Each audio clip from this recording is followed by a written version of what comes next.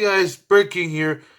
Today, before we start the new frontier today, I just want to give out some tips on why it sucks. Now, someone tell me that, hey, you should check on this guy called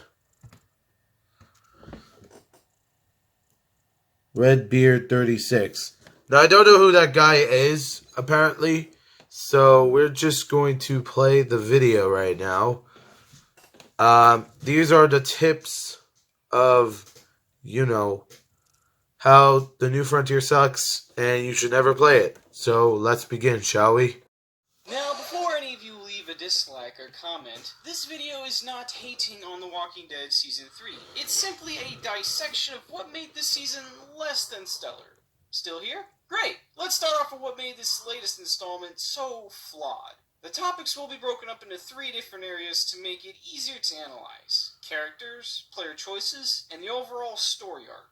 Before we go into the main crew of Javi and his family, let's talk about Season 1 and how they handled the main character and side characters. The Walking Dead Season 1 is and still is the best game in the Telltale series, simply due to how real the characters felt. Lee Everett is a man whose morals and ideals are really interesting, in a sense that his character starts off as an almost blank slate. What I mean by this is that Lee's life in the game only begins to form when he's pushed out of society and meets Clem. All we know was that he was once a history teacher at a university and that he killed somebody. That's really all the player needs to understand to know where Lee's place in the world. All the more compelling as the player makes their own interpretations of who Lee really is by choosing his actions. It's a clever way to disguise a brand new character with little to no backstory to have the player interpret their choice to make up the character. This is the main reason why I both love and hate Javier in Season 3. He is I don't hate him. Character set up from the very beginning. He is a good guy. And you can see that in every episode, especially in episode 4, where we get a flashback before the zombie outbreak happened. Javier and David are playing baseball after Javier supposedly lost his career. There is really only one choice style in this entire segment: being cocky and a narcissist. This is not how you make a main character in a series where you essentially choose what happens. I will never understand why they chose to go with a hybrid of a narrative and player choice driven character, as it just doesn't flow. Well, he's a little brother to David, so no pressure. Of Javier's character, and then he will basically make his own choice to do something based on what the developers plan to be his character arc. You can't get fully immersed into his character because he's always attached to his past, and that gets in the way of the main story. Not about family drama that drags during the story. Speaking of his family, Kate and Gabe are just there. They really only serve as 2 different points of view on what's happening in the story and don't really act like survivors in a zombie apocalypse. At 2 different points in the story, Kate gives full, and I mean literally full paragraphs of exposition on how she feels. And most of the time, it's either do you agree with me on this subject, or do you love me? Gabe is just the annoying little son who wants to be a strong man. If we want him to get killed, you could let me. Different in Season 1 and how the other side characters acted. I can say I like Doug. Almost every character a little could be a protagonist of their own game. Glenn, you should have stayed for a long. They all felt like you should have stayed for a long ass time. Made each one lovable or hateable in some cases. A memorable scenario in Season 1 is when the player must choose who gets food within the group, including yourself. This moment was small in scale, but it felt important because the people you gave food to or didn't pick would each react in ways that impacted the player's experience with the characters. You don't see situations like the food scene in Season 3 because they rush through the story, never really slowing down for any characters to grow. There's a prophet. Survival events.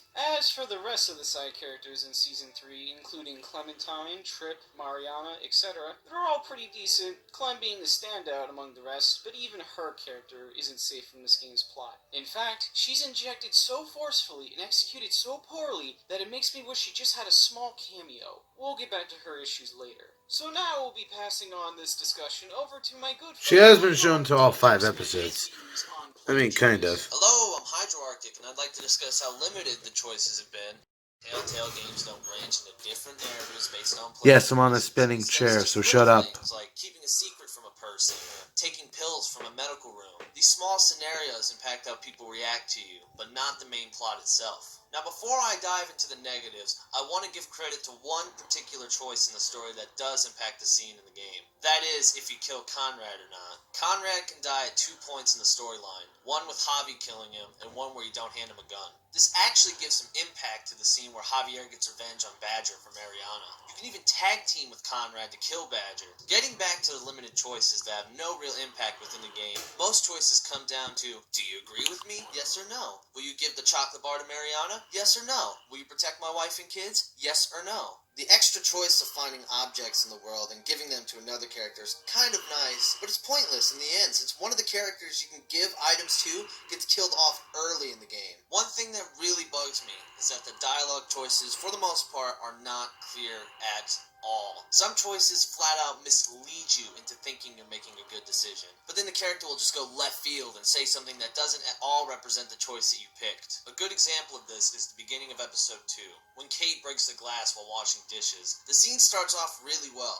The dialogue between Kate and Javier is interesting, and you can really see the chemistry between them start to build. Yeah. Kate even complains to Javier about David, even jokingly suggests that they run away together. Then when Kate breaks David's favorite glass, David and Kate start to argue. Now you have a big decision to make. Either defend Kate against your brother David, or just sit there like a scrub and take it. Naturally, most people would think the right decision would be to, quote, tell him off. But if you make this decision, rather than actually telling David off, Javier instead tells David that he needs to, quote, open his eyes cause Kate's gonna leave your ass. She told me. It comes out of nowhere and it makes absolutely no sense. I mean, to me, it makes sense because I have autism. Don't want to do, and it does this very often. I don't even want to get into Clementine. Man, AJ. Frontier. Even when you deny AJ looks a little bit like Lee, to be honest. Still joins. Yeah. What's the point of even having that choice when the game Maybe makes she decisions finally for give you? up. What's the point of playing a Telltale game with increasingly limited choices? Season 2 had this issue as well, but you'd think a sequel would at least attempt to fix a major issue rather than Not make it really. worse. To me, it felt like these misleading choices were intentional no matter what decision they made. Although I would highly recommend Telltale's previous We don't game, talk about that anymore. series. The choices are still limited, but it has a far more interesting Shut up about it. story. Something the last two Shut seasons up. of Walking Dead have lacked, in my opinion. And yes, I am aware of all the hype surrounding episode 5, but forgive me if I'm not super excited to play it. I do think it'll be the best episode of the season, and the choices will be a lot less limited, but I still have my expectations pretty low, because if Telltale can disappoint with the last 2 seasons of their biggest franchise, they can definitely disappoint with just one episode. I mean, it's not like the endings really make a big difference anyway. Remember how many different endings season 2 had? It doesn't matter who's left alive. Clementine is always alone. The plot needs to stop and start somewhere. The only difference is how you get there. If Telltale doesn't change this repetitive formula soon, then we may never truly see a proper sequel to the 2012 Game of the Year we know and love. Finally, let's take a look at this game's overall plot and structure. First off, let's look at the flashbacks for Clementine. They basically butchered her arc in this game and made it this. You're the only light in this dark zombie world, Clem. Live for your else and nobody else. It's a great message, I suppose, but they executed it in the worst possible way.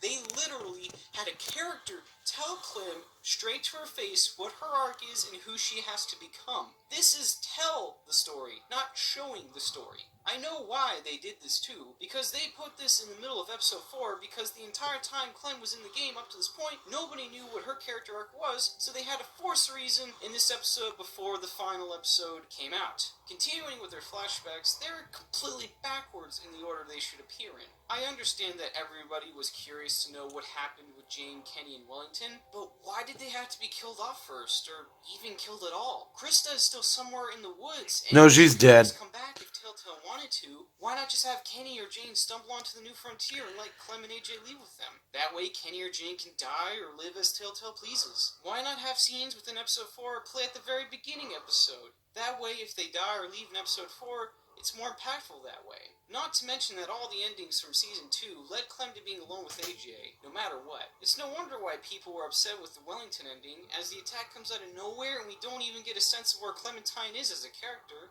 I get that we play as Clementine for only a short period of time, and you can't have a continuous arc when it's this disjointed and spread around, but then it begs the question if it was even worth it to have her character half-baked and melded in the begin with. What about Javier's character arc, you may ask? Well, it's already been decided by Telltale that he becomes a family-oriented person from the first episode. The main goal of the season was to tell a story based around the ideals of family and what it means to be one amidst the zombie apocalypse. But it's told in a straightforward manner that lacks depth in its subject matter. Imagine this like the Fast and the Furious movies and how obvious the message of family is portrayed in the story. You don't turn your back on family. Brother never told you never threaten a man's family. I don't have friends. That's basically That's Javier's loud. arc in a nutshell. Let's step back for a second and take a look at what Season 3 was trying to accomplish. Telltale obviously wanted to tell a more interesting and deeper plot within the expanding Walking Dead universe. It's not exactly a bad attempt, but I believe all those rewrites for Episode 3 and beyond tell me that they didn't have what it took to make the original vision work. So then we get this flawed middle ground where the story was rushed and nothing really gets any better or worse, just kinda mediocre at best. Even with all of this piling on top of each other, I'm still looking forward to the last episode of this season in hopes that it ends with a bang and resolves the story in the best possible manner. Then we can finally say goodbye to Clementine, one of the best characters in the series. Anyways, guys, thank you for watching. Let me know what you guys think in the comments section below. I hope this was informal enough to, get my point across. I would... Alright, guys, that's the end of the video right now. Man. Okay. Just subscribe. Stuff like that. Also subscribe to Hydro Arctic. Yes, Hydro Arctic. Anyways, go subscribe to him. Alright, guys. I think I'm ready to play the game now. Just gotta set up the live stream here, though. Anyways, you guys, like, comment, and subscribe to Super Mario Jonathan. Link will be in the description. And I'll see you all there.